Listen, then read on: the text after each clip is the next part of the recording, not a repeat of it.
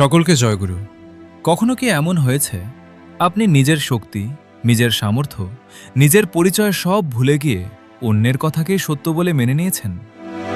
কখনো কি মনে হয়েছে আপনি আরও অনেক বড় কিছু করতে পারতেন, আরও অনেক দূর যেতে পারতেন, কিন্তু চারপাশের মানুষের কথা, অবিশ্বাস আর নিরুৎসাহ আপনাকে আটকে দিয়েছে? বন্ধুগণ, আজকের এই গল্পটি শুধুমাত্র একটি ঈগল আর কয়েকটি মুরগির গল্প নয়, এটি আমাদের জীবনের গল্প, আমাদের হারিয়ে যাওয়া আত্মবিশ্বাসের গল্প, আমাদের সুপ্ত শক্তিকে চিনে নেওয়ার গল্প। অনেক সময় আমরা ঈগল হয়েও নিজেকে মুরগি ভেবে জীবন কাটিয়ে দিই, অন্যের সীমাবদ্ধ ধারণাকে নিজের ভাগ্য বলে মেনে নিই। কিন্তু সত্য হল, যে নিজেকে চিনতে পারে, যে নিজের স্বপ্নকে বিশ্বাস করতে পারে, তার জন্য আকাশও একদিন ছোট হয়ে যায়।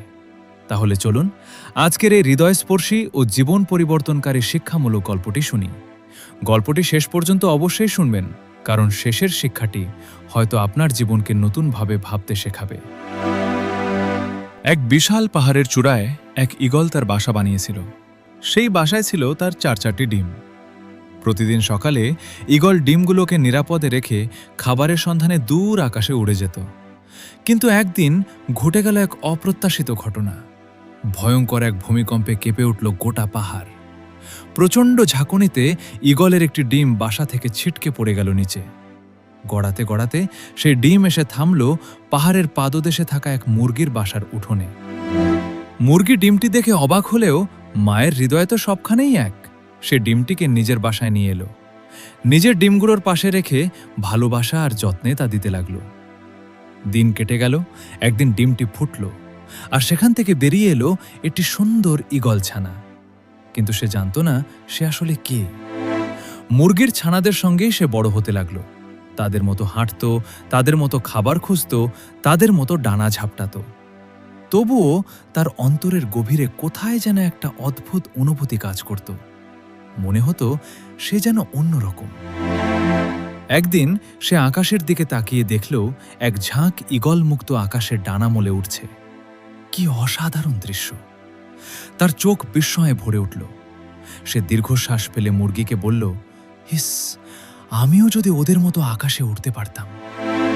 মুরগি হেসে উঠল, বলল, তুমি কিভাবে উড়বে? তুমি তো মুরগি, আর মুরগি কখনো আকাশে ওড়ে না। ঈগল ছানাটি চুপ করে গেল, কিন্তু তার হৃদয়ের স্বপ্ন থামল না। বারবার আকাশের দিকে তাকাত, বারবার সেই উড়ন্ত ঈগলদের দেখত, আর মনে মনে স্বপ্ন দেখত একদিন সেও উড়বে।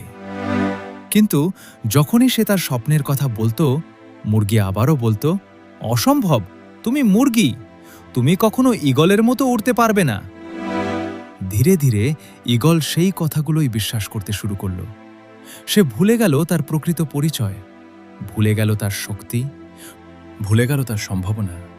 আর জীবনের বাকি সময় সে মুরগিদের মতোই মাটিতে হাঁটল, মুরগিদের মতোই জীবন কাটালো, মুরগিদের মতোই একদিন মৃত্যুবরণ করল।